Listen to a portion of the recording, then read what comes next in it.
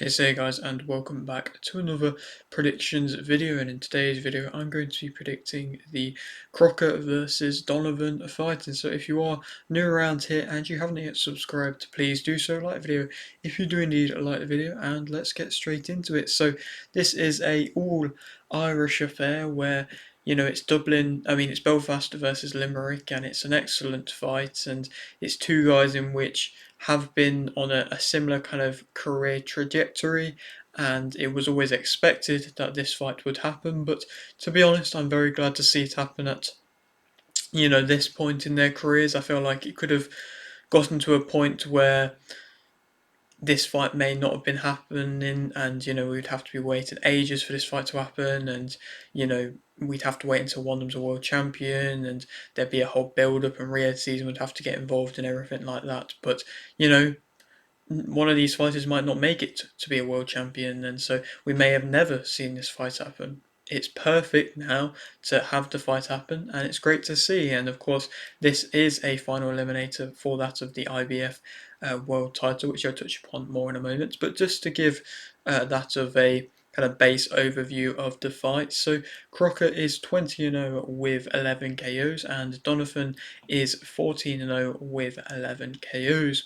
This fight is a 12-round fight in the welterweight division. Crocker's last fight was a win via unanimous decision versus Walker, and Donovan's last fight was a win via TKO in round 9 versus Ritson. Donovan is a southpaw. And to speak a bit more about what I've just been saying, I mean, obviously I've touched upon this being an all-Irish affair. I mean, both of these guys are true Irish fighters. They seem very proud to fight out of their nation, and they are both very popular in the nation as well. And it's showcasing with both of them that you don't have to have a Katie Taylor on an Irish card to really be able to put on a good show, or a Conlon. You don't need either of them two to be able to put on a good Irish show. I mean, Ireland boxing, I feel like, has been kind of in the past kind of 10-20 years been a bit underrepresented, and not had the amount of events that it could have, because Irish boxing have some excellent fans, and they're really passionate fans, and they're going to get behind, any of the names that are about. Mick Conlon's had some great fans. Katie Taylor's been able to sell out and have some excellent fans and some great fights out in Ireland, and it's clear that there is a passion for boxing there. And so it's just about time that we're actually seeing it get tapped into. And so, it's great to see, like I say, two pure Irishmen fighting at this level. I mean, that's not really been the case for a long time, especially two welterweights from Ireland fighting at this level. I mean, they both touched upon it in the kind of build-ups for this fight. It's not really ever been the case. We've never really been able to see uh, this happen, and I think in general it's a very well-matched fight. I think, like I say, they are, obviously Crocker's had the more fights, but Crocker's had issues with injuries where he's had to have time out, and then he's had to have a few get back fights to be able to return. And possibly if Crocker hadn't had them injuries, he may have been a little bit further along in his career. But for the moment, I feel like they're both very evenly matched. I feel like they have fought a similar type of level of opposition. I mean, I know that they've both been passionately going back and forth, kind of arguing and debating their cause for for them to have won the better records. Crocker has fought Walker, he's fought McKenna, a couple good fights there, but Lewis Green back in the early days of his career. Donovan's fought Ritson, he's fought Ball, again a couple good fights there, nothing too crazy, but standard good level, kind of stepping through the progression, British level type fighters. And this is their stake to claim for that of, like I say, that world title. And this is, like I've touched upon, final eliminator for the world title, that being the IBF world title, which of course is getting fought for as Ennis fights Stanionis. The only thing that I find interesting about the fact that it is a final eliminator is that, first of all, neither of them two, if they win, even if they win convincingly, is going to be a real big prospect for that of Ennis. If Ennis beats Stanionis, then neither of them are really going to be, wanting to fight a Crocker or a Donovan, it's just not really a risk that they probably would want to take. It's not really going to give them much of a reward if they win. So, even though this is a final eliminator, I do kind of doubt that they will actually go on to fight for the belt if the belt has a champion. But the belt might not have a champion for too long. I mean, Ennis has talked about on multiple occasions going and fighting Terence Crawford. He is, of course, at the super welterweight division at the moment. It's unlikely that Ennis is going to fight Crawford because Crawford's bulking up to fight Canelo. If anything, we probably would see Crawford fight at a higher weight class against maybe a bit of a lesser opponent just to be able to prove that he can fight in the higher weight classes. So I feel like it's going to be a while, if not maybe not ever, because it's difficult to fluctuate up and down in weight, that we actually end up seeing, you know, Crawford back down at the super welterweight division. So I think it is going to be unlikely that we end up seeing Ennis versus Crawford, which is a real shame because it is an excellent fight. Maybe if Ennis moves up quite a bit in weight, maybe we'll see it. But it means, if Ennis is still wanting to move into the super welterweight division, there's contests with Errol Spence, there's contests with, Teofimo Lopez has talked about fighting in that division. Of course, we have Sebastian Fundora as well. There's a few good tests that can definitely happen in that division. So if he is to beat Stanionis, then he's got the two belts, and so that definitely could happen. We could definitely see him move up. That means he may vacate the title. If the title then becomes vacant, then we could definitely see one of these two going and fighting for that IBF title, and that wouldn't really surprise me, to be completely honest, because that definitely could happen. Obviously, a final eliminator, you'd like to hope that the IBF would order it, and the IBF have shown that they are very strict with if you don't fight your mandatories, then you're going to get stripped. We've seen it with Canelo, happen with William School, we've seen it happen with Usyk and Daniel Dubois. It's not always the fairest of things, but we've seen it happen on multiple occasions. So it wouldn't surprise me if the IBF, really, if they really want to, they could just, flex their authority and try and get one of these two guys into a world title shot. So that would be, interesting to see if they are able to do that. And so, like I say, this fight is a very good fight. I feel like rivalry wise, it has been a good level of rivalry. It's not where they're going crazy. It's not what we've just kind of seen with Eubank versus Ben, where there's eggs being thrown about or anything too crazy, or there's huge brawls breaking out or anything like that. It's been in that aspect a bit tame, but for the most part, it's still been a good level of rivalry where there's been that bit of a back and forth, and they're up there on the press conference kind of stage going, like I say, back and forth, having a bit of chat, and it's creating that bit more hype. I feel like maybe there could have been a bit more of a better build up for this fight. I'm just, it's kind of been surrounded by, a lot of good fight nights. I mean, we obviously just saw Bivol Beterbiev, that having this as the week after, we had Cattle versus Barboza the week before, and I feel like if Bivol versus Beterbiev maybe wasn't in the middle of both of them, then maybe they could have sold a bit better. I'm not entirely sure. Maybe just on a boxing standpoint, that's just where I'm looking into as a boxing fan. But like I say, still a very good contest. I mean, the whole card isn't really a huge card. I mean, they worked with Conlan Boxing for the show, and Conlan Boxing are very keen to be getting all this Irish talent on show, and there definitely is a great level of Irish talent, and there is some good fights on the undercard. They had to be that local talent from Ireland, and that's definitely again going to be another reason to encourage fans to come, because they're going to be able to watch some of the good local, Irish talent coming through as well. And so, there is Richards versus McCrory, which is a good test. I mean, Richards coming off a defeat, McCrory, floating around in his career, what's going to happen in both of their careers, there's a lot of question marks.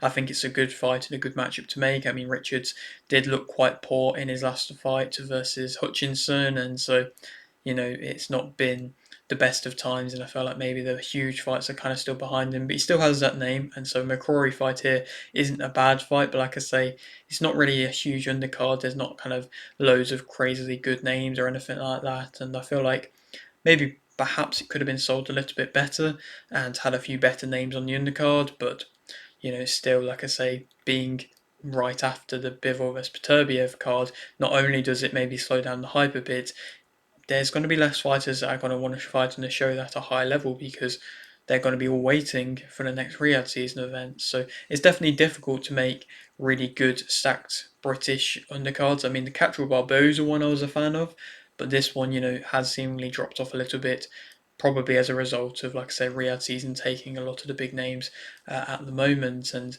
there's a whole load of talks about what Riyadh season's doing with up and coming prospects at the moment, creating some sort of global fighting league. So, like, again, another reason why fighters might be waiting around a little bit in their career to be able to, get that opportunity where they're going to get paid more than be on the matchroom undercard of Crocker versus Donovan, which is a bit unfortunate, but that's the boxing business side of things, I suppose. And, like I say, both of these guys have had a career in which at this point has definitely led to them fighting each other, and it's been talked about for quite a while. The only thing I found interesting is the fact that Donovan was with Top Rank, and then Top Rank seemingly dropped Donovan. That was, like I say, something in which I just found a bit interesting.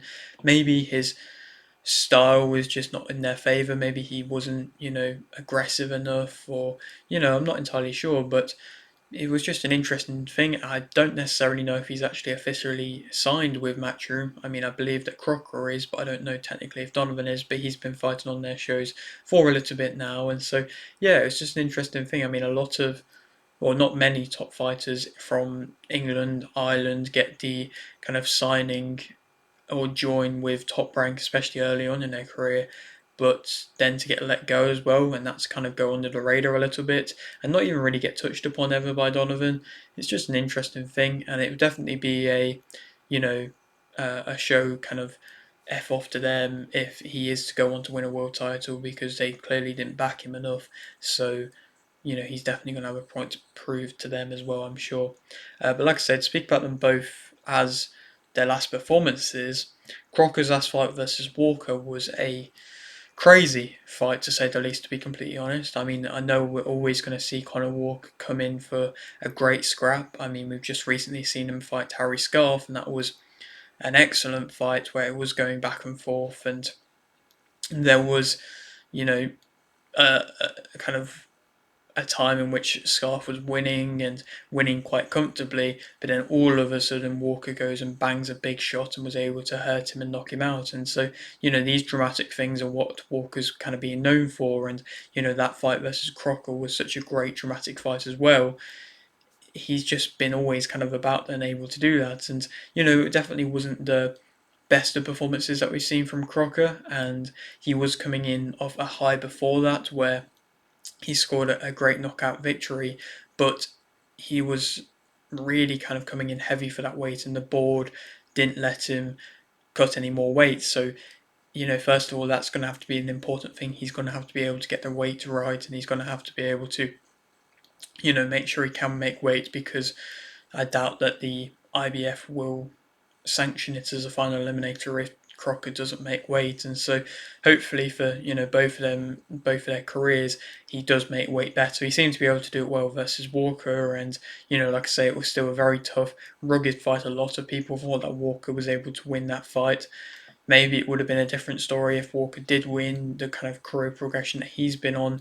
Maybe he would have been fighting Donovan at this point for a world title eliminator. Instead, he's now British and Commonwealth champion, which is still a huge feat in his career, because he said on multiple occasions that he never kind of thought that would happen. But there definitely still could have been other things where maybe if that fight would have gone in his favour versus Crocker, he could have been in a better opportunity position at this point. But Donovan's last performance as well, it wasn't a bad performance. I mean, he managed to score a stoppage victory versus Lewis Ritson. Lewis Ritson has been a good fighter and has fought well at a British level and has had success earlier on in his career. But I think that fight kind of showcased that he doesn't really have loads left. I think he, you know, to be fair, didn't look awful versus Donovan. Donovan didn't look the best, to be completely honest. I think he was wasting quite a lot of shots and just sitting on the ropes, waiting a bit too long, loading up a bit too long. And, Donovan was able to get him as soon as he went on the front foot because Ritson just kind of wilted under the pressure.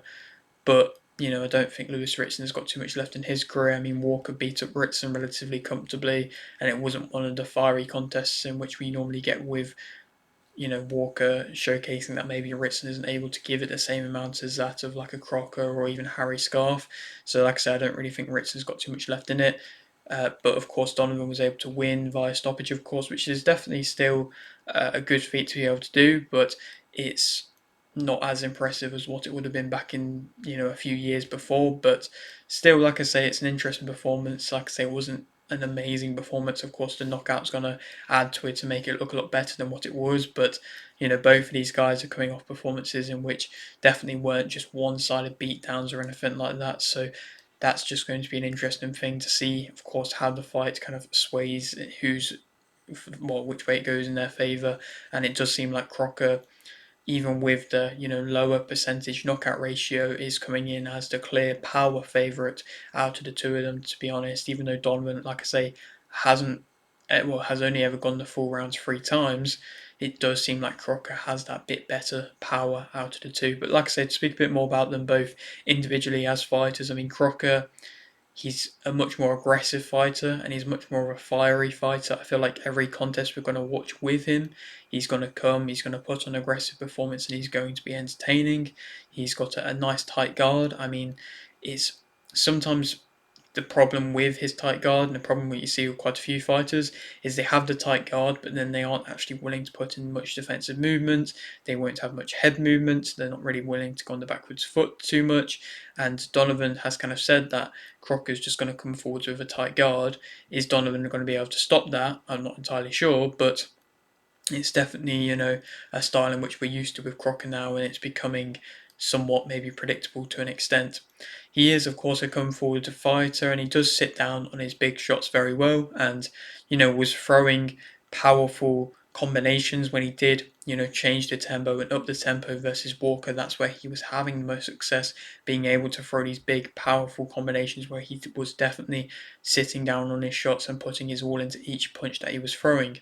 He is physical for the most part, at least he attempts to be. Something which I have kind of picked up about him is the fact that he attempts to be physical, but Walker was having a lot of success just being able to push him off in that fight. Crocker was aiming to be in the phone box, aiming to push him back, but Walker was just, even as the smaller man, was able to push him back and walk him down and, continually come forward. So it's not really the best of things. He's physical and he's probably going to be more physical than that of Donovan, but he's not, incredibly physical that you can't really move him. He wants to be in close and he's always going to try and, like I mentioned, kind of be in that phone box type of fight. He's able to stop momentum, as in you coming forwards. He can then throw a big overhand, time a nice big overhand, and then, be able to cancel out any momentum that you are getting. He was able to do that well on occasion versus Walker.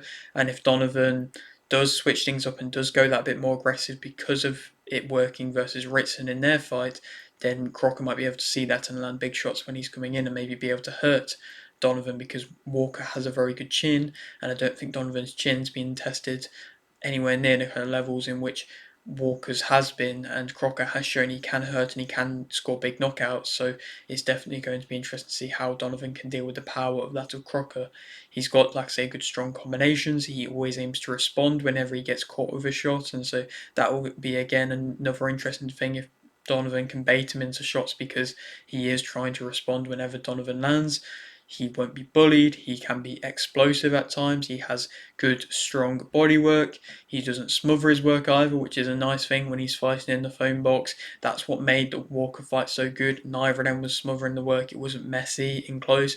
It was, really just great, entertaining boxing. He changes tempo, like I say, well, and he's proven that he can dig deep on multiple occasions, and that's something in which Crocker has been saying that Donovan hasn't had to experience yet.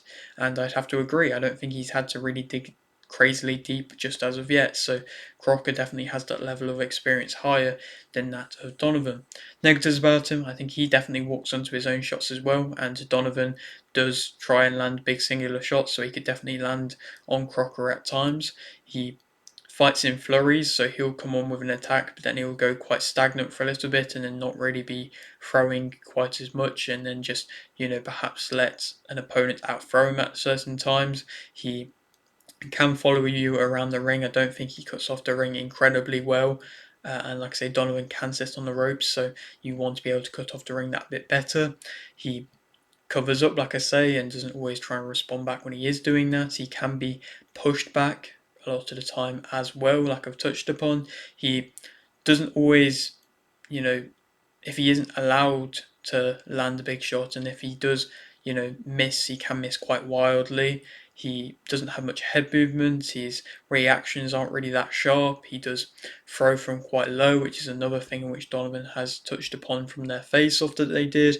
He loads up quite a lot in his shots, and you can, see that similarly to an extent of that of Donovan. They both load up, in my opinion, quite a bit. He leans in. He doesn't really make too many angles or really work the openings too well.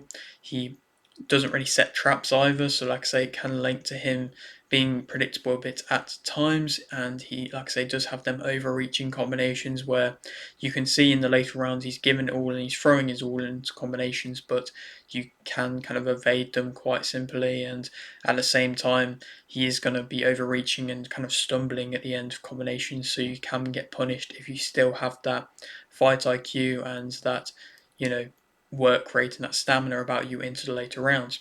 To speak about Donovan as a fighter, though, he's comfy on the back foot. He's shown that on multiple occasions. He can fight comfortably on the back foot and not really be, too stressed under pressure. He does use his jab to get in the way. It's a bit of a, you know, annoyance for opponents. It's nothing too crazy where it's hurting or damaging opponents. Or I don't think it's always setting up shots amazingly, but it is getting in the way, and it can be frustrating. And if Crocker already has a tight guard, he's probably not going to be able to see too much out of that tight guard anyway. So if Donovan's wafting a jab in his face, he's probably going to be really short sighted. To be completely honest, he changes levels well. I think he's got fast hands, definitely them faster, sharper reactions than that of Crocker. He's got good timing. He's got definitely them solid fundamentals, better than that of Crocker. Crocker has a lack of a jab.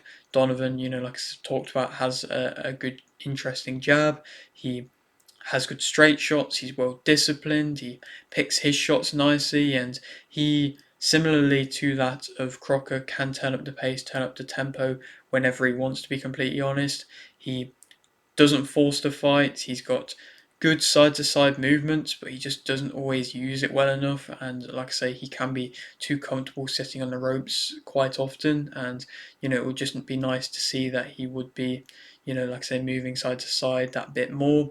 He also has good sneaky uppercuts as well, which are hard to be able to know when he's going to throw, and they are hard to catch. And Crocker, with the tight guard, might get caught with the kind of uppercuts sliding through at times. Negatives about him, I think he does lean back a bit too much, and that can showcase him just loading up on shots, and it means that he can sit on the ropes like I've touched upon, wait too long, get his feet tangled up, and he's that a little bit versus Ritson. His chin can be in the air. I think he can be just swiping shots at you for no real reason, not really landing with too much power when he's doing it. I feel like just kind of wasting shots when he's doing that as well, and it can also miss quite wide when he does miss on them. He accepts pressure. He has to be allowed space, and I feel like, of course, Crocker isn't known for letting you have that space, and so it's definitely going to be interesting to see if Crocker can get in close, if Donovan's just going to struggle to be able to throw because he wants to be allowed that space. He can, like I say, throw in singles and load up on his shots, where I do think his combinations, when he is combination punching, is really nice. It just doesn't come often enough, and like I've touched upon, I feel like he is loading up that bit too much more. He has a minimal guard. It's like, say, a weak guard. His shots can definitely get through. His head can be on the line. He does, like I touched upon, straight stay on the ropes. He can be predictable himself. I think he isn't feinting too much, and I mean Crocker isn't either, but Donovan, as that skilled, clean boxer, you'd like to see him feint a little bit more, and I feel like Crocker would definitely fall for them, to be completely honest. I think he doesn't really try and get to the centre too much, and as soon as he did do that versus Ritson, he had a lot of success and was able to get him out of there. But he just wasn't doing it enough, in my opinion, early on, and that's where he was having bits of trouble at times. And he doesn't, turn up the pace, turn up the power enough like I touched upon, and he did that, and then it worked. So maybe we'll see a bit more of a different style from Donovan, where he's going to be trying to turn up the pace, trying to turn up the power that bit sooner. I'm not entirely sure. I have to wait and see. Crocker is the favourite for this fight, and I think that Crocker will win via TKO in round 7. I feel like the first few rounds might be Donovan trying to make it a chess match and Crocker just following him around, but when Crocker is able to get going and Donovan, isn't really landing too much cleanly and isn't really, putting off Crocker from coming forwards, then I feel like Donovan is going to try and switch it up and then become that bit more aggressive because he's shown that he can make that work in fights. But Crocker is a bit of a different type of fighter. I feel like I said, he's always going to respond to any shots that he gets caught with, and he's going to be that coming with that to a tighter guard, and he's definitely going to be a bit more stronger willed than that of like a Lewis Ritson. So I feel like he's definitely going to be able to get in close at some point, have success sitting down on multiple power shots of his, and then be able to hurt Donovan and to be able to stop him in round 7, and put on a great statement to victory for himself in Ireland, which would be in Belfast as well, his hometown. A huge, huge result for himself. Then we could go on to fight. I mean, I've touched upon it a little bit. I mean, Ennis versus Stanionis, of course, that is the big fight in the welterweight division at the moment. So hopefully the winner of that would go on to fight Crocker, but like I say, I do just really highly doubt it, to be completely honest. So, to look around the rankings in the IBF rankings and to look who would be lower than him, you have a Alexis Rocha. That could be an excellent fight, perhaps on a Riyadh season event. Crocker could definitely slide onto a Riyadh season show, and Alexis Rocha, Golden Boy versus Matchroom again, or that could even headline a show, Golden Boy versus Matchroom. That would be quite a big fight, to be completely honest. That would be, reminding me quite similarly to that of what we've just seen with a Catterall versus a Barboza Jr. or Chukadzian. That could be another fight as well. I mean, we saw Harry Scarf fight Chukadzian. He lost that fight, and that wasn't a bad fight at all. Chukadzian is still ranked very highly in the welterweight division, and of course, he just fought Ennis and put on a very good performance versus him, a creditable performance where he didn't look bad at all. So that fight probably would happen, and I feel like Chukadzian would be very comfortable and very happy to take that fight versus Crocker. Of course, he's worked with Matchroom a few times now, so that could definitely be a great fight to see. And so there definitely are big matchups out there. I just feel like putting the final eliminator branding on this fight is just going to help push it that bit more and create maybe a bit more hype about it, even though, like I say, I just doubt that it's actually going to be for the IBF title unless it becomes vacant. Like I say, maybe that's what they're banking on. But yeah, that is it for today's video. Hope you have enjoyed. Like the video if you did, need like the video, subscribe if you're new, and thanks for watching.